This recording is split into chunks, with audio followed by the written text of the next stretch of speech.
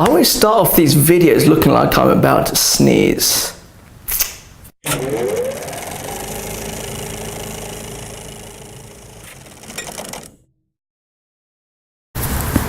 Hello, welcome to Science Chomp. Today we're going to be talking about ions.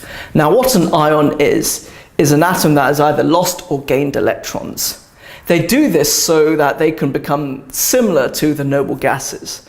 Now the noble gases have a full outer shell of electrons, which means they're incredibly stable. So atoms lose or gain electrons to become stable. So let's have a look at an example. We've got lithium here, and lithium has 1 electron on the outside and 2 on the inside. Now, to have a full outer shell of electrons, it can either gain 7 electrons or lose 1. So which one's going to be easier? Of course, it's much easier to lose 1 electron, so it ends up becoming like this. And because it's lost an electron, and electron is negatively charged, this becomes positively charged. So it ends up with a charge of +1. Okay? The reason being, if you want to know the reason, is because it's got 3 protons, and in the native configuration it will have 3 electrons as well. But now it has 3 protons and only 2 electrons, meaning it's got 3 plus, 2 minus, meaning it has an overall charge of +1. Okay? This affects its reactivity for chemical reactions, and we'll talk about that in a different video.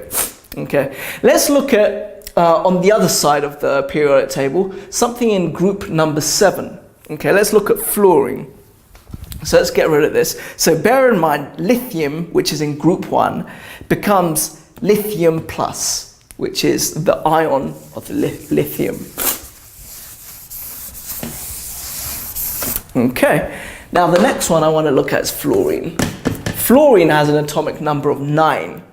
So this means it's got 9 electrons. So if we look at the configuration, we've got 2, and we can't have 8 in the second shell because that will give us 10. We don't have that much. So we're going to have 2 and 7. Okay, so 2 electrons on the inside and 7. 1, 2, 3, 4, 5, 6, 7.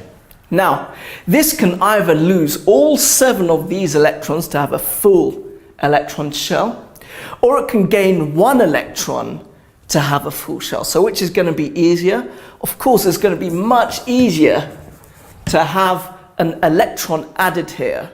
Okay?